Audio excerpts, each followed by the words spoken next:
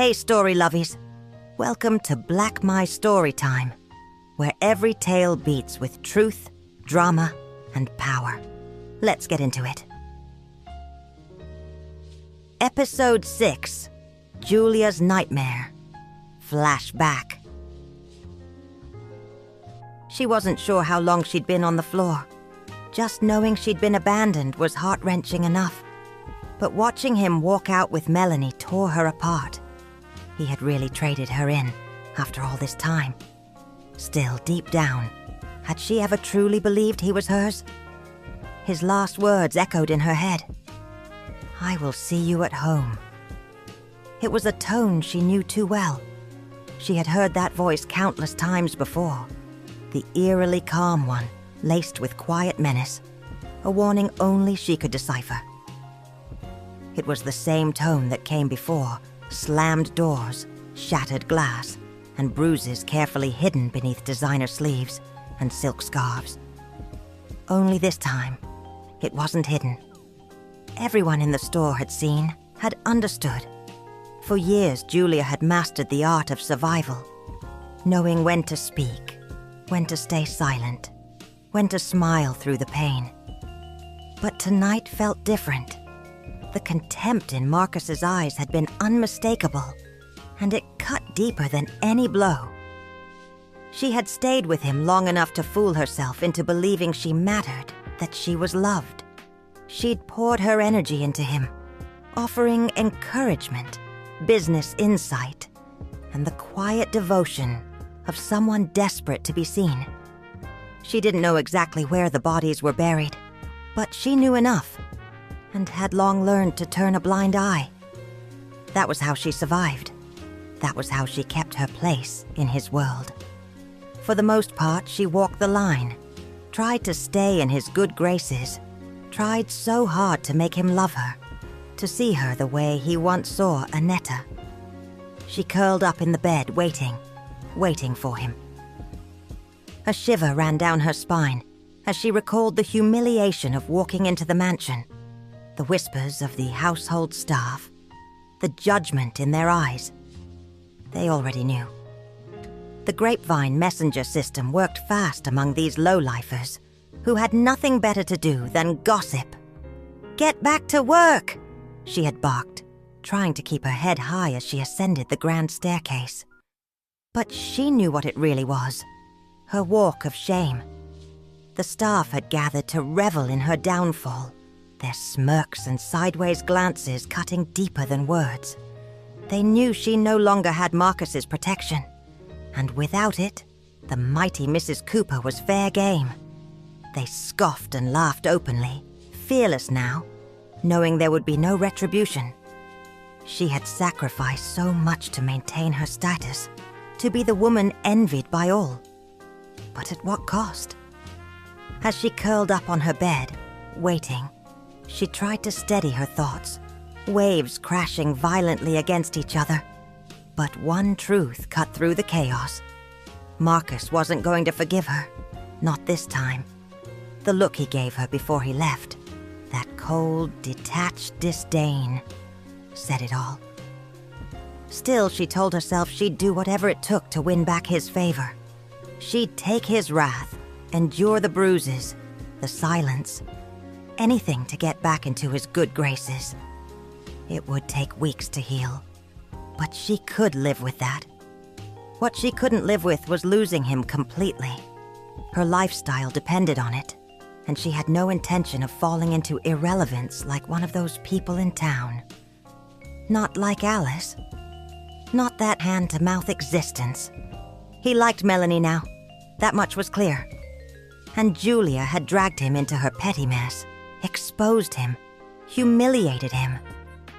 She'd crossed a line. But how could she have known? The others had always been easy to deal with, gone quietly, without ever stirring his anger. It had been years since she'd felt this kind of dread, that helpless, sinking fear she thought she'd outgrown. It was back, curling cold fingers around her chest.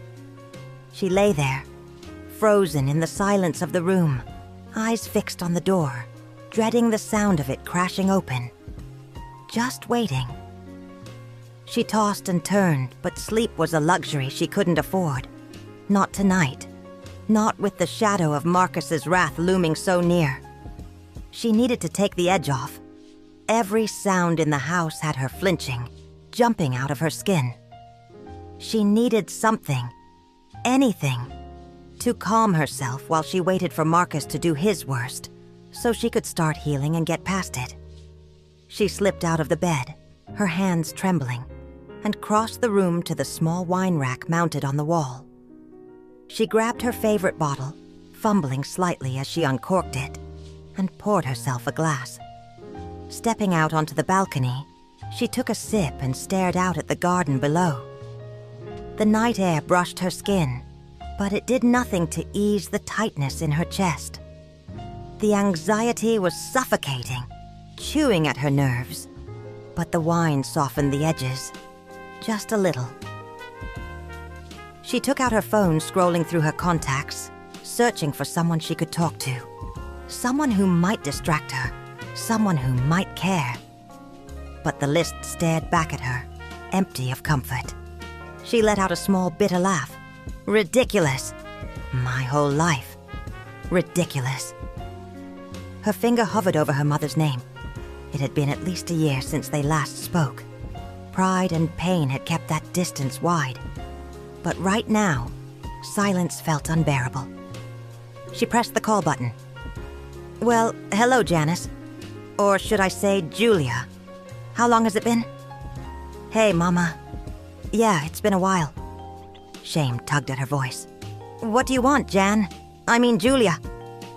Her mother stressed the name, and Julia winced, thinking about all the years she had neglected them, all the bridges she had burned.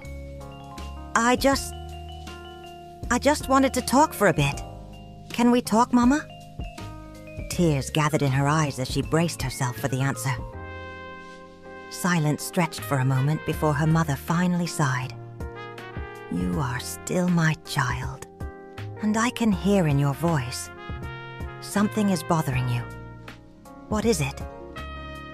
There's so much going on, Mama, but I don't want to get into it right now. I'm just happy to talk to you. The tears slipped down her face, and she tried her best to keep them out of her voice. Honey, you can come home anytime, you know that. Her mother's voice was gentle, but Julia could hear the worry beneath it. She knew her daughter was in distress, and she also knew Marcus's wrath. That alone made her fearful. Julia swallowed hard. The thought of leaving crossed her mind again. Maybe it was the only choice now, especially considering what she knew was coming. She had no one else to turn to.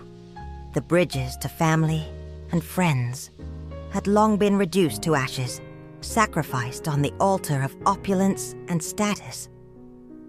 She had chosen luxury over loyalty, designer labels over genuine connections, and now she was facing the cost. Her mother used to tell her, when you dig a hole, dig two. She never fully understood the saying when she was younger, but now it was painfully clear. Whatever harm you wish or inflict on others eventually finds its way back to you. Still, despite everything, her mother had given her an opening, a small, unexpected doorway back home, and that alone eased something tight in Julia's chest. But could she really return home? The truth hit her like a cold slap. 20 years gone, and nothing to show for it. No safety net, no real friends, no family ties. Just a closet full of designer clothes and a reputation stitched together with illusions. For so long she had believed she and Marcus would be together forever. She had felt so secure, so chosen, that it never once crossed her mind to build a path of her own, just in case. After years of reckless indulgence, she had lived like the river of money would never run dry. She wore her lifestyle like armor, flaunting it, feeding on it, drowning in it. Her university degrees gathered dust while she played the part Marcus wanted, the perfect trophy wife. and she had obliged, willingly, even proudly. But now the cracks were showing. Now Marcus was getting ready to trade her in, just like he had traded Anetta for her. Anetta! Suddenly, she understood exactly how disposable she had always been. She didn't see it coming, and now she had nothing. She broke the long silence. "I will come home soon, Mama. I promise. I'm worried about you, Jan. Julia." Her mother's voice trembled at the edges. "Don't be. I'm okay. It's just one of those days. I'll be fine." She closed her eyes, swallowing the despair rising in her throat.